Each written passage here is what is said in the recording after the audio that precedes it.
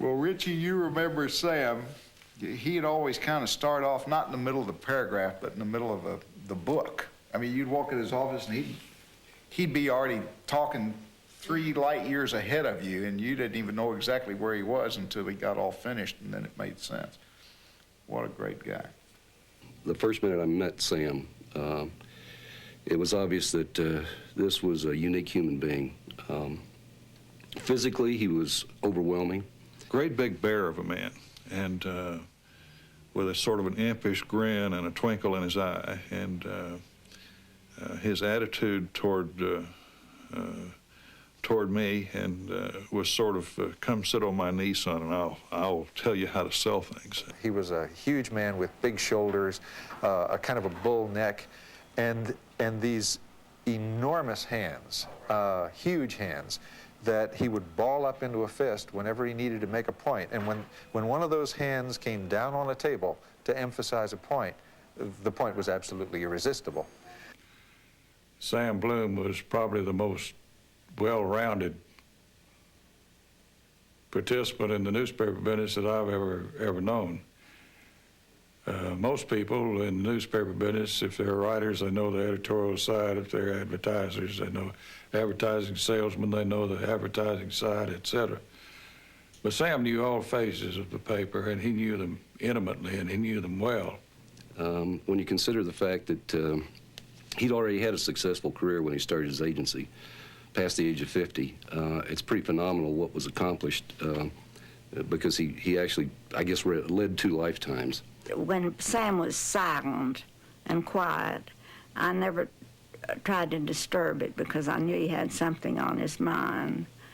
And he was very, very quiet. And then he told me, he said, "What do you think, honey?" He said, "I've been trying to open my own business." And I said, "You should have done it 2 or 3 years ago." I said, "Carl, I'm going in the agency business, and I need some stationery, and I want something very dignified, but after all it is, it's going to be an advertising agency, and I don't want it to be trite and conventional."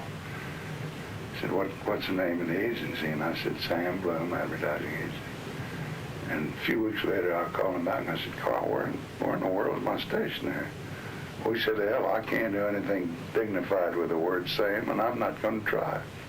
When Sam opened his agency, I think it was 51, we were one of his first clients, and he always took a very special interest in what we at Zales were doing.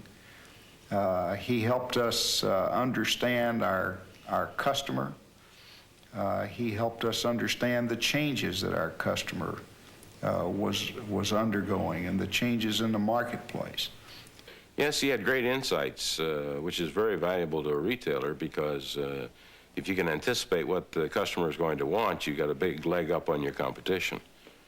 But Sam had great patience. He was a great listener. I think he would talk to waitresses in coffee shops and cab drivers, and nobody gave Sam a snow job. He went to the grassroots level and understood what was going on in the community. I think the one thing that stands out in my recollection of Sam Bloom was that he had a large modicum of a thing that is probably the scarcest commodity around here, and that's common sense. He never had no formal education, no, but he just a self-made man. Nobody quite knows whether he finished high school or not because he didn't talk about it, but he held education in great esteem. You know, I'd have never gone to college if it wasn't for Sam. Is that so? Yep, that's right. He sat him down one day and he told him like it was. And he said, "You just cannot permit yourself to neglect your education." He says, "I think you ought to go to college, and here's, pick one of a dozen, but you have got to go to college." So I said, "Well, Sam, if you're so insistent upon it, I'll do it." He had a young woman that was working for him at the office. She was a black lady. And she wanted to go to college, and he said, "You're college material, and you must not neglect it. You must go to college. That's a must." So she had finished her high school years, and when she went to get a position, they wouldn't take her because she was black. And so she called Sam, and she said, "Sam, Mr. Bloom, I'm not going to college this year." And he said, "What happened to your interview?" And she said, "It was just lost." And he said, "What do you mean?" And they said that they didn't take black students at the University of Texas. And he said, "Now say that again." Never will forget that. He said, "Say that again," you know, with disbelief. And she reiterated, and he said, "Well, we'll see about that." And she went to college that fall. When the Watts situation in L.A. blew up, the corporation had Sam fly out there, and he spent a week or two in L.A. trying to understand what had caused the Watts riot, tried to help the people who are running our business in L.A. understand what their response should be to that. I remember the chairman of Bullock's at that time in L.A. called me, and he said, "Jack, is this Sam Bloom for real? I mean, how does he come out here in a week and know more about L.A. than I know when I live here?" On April 2nd, 1958, the face of Dallas was changed through natural disaster. A tornado appeared out of the blue, and for 40 minutes, Dallasites watched it ravage their city. Dallas was helpless to stop or prevent it, but Dallas rallied and recovered. Dallas is not alone in facing changes of nature or of man, past and future, which affect the city and its character. Other cities have faced, and faced recently, the same problems of change which Dallas now faces. After a series of meetings, it was determined that we were going to integrate the city of Dallas peacefully. And Sam was really the behind-the-scenes advisor to the whole thing. And then he came up with the idea of putting out this film, which is agency-produced, gratis. And the message of the film was that Dallas was going to be a city of law and order. He said, "Jack, the way you appeal to people in Dallas is through their business instincts. This is a business-dominated community. And you can use the example of the riotings in Memphis and the riotings in Boston, how devastating that was to the businesses in those cities, as a reason why we ought to integrate the schools here in Dallas peacefully." And he was right. You know, anytime you can explain to a person why it's in their own personal self-interest to do the right thing, that helps people get on the bus.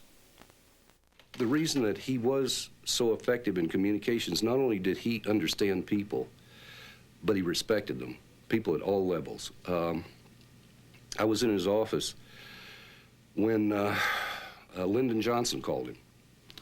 This was after Johnson became president, and President called him Sam, and he called the president Lyndon, and he was calling for advice.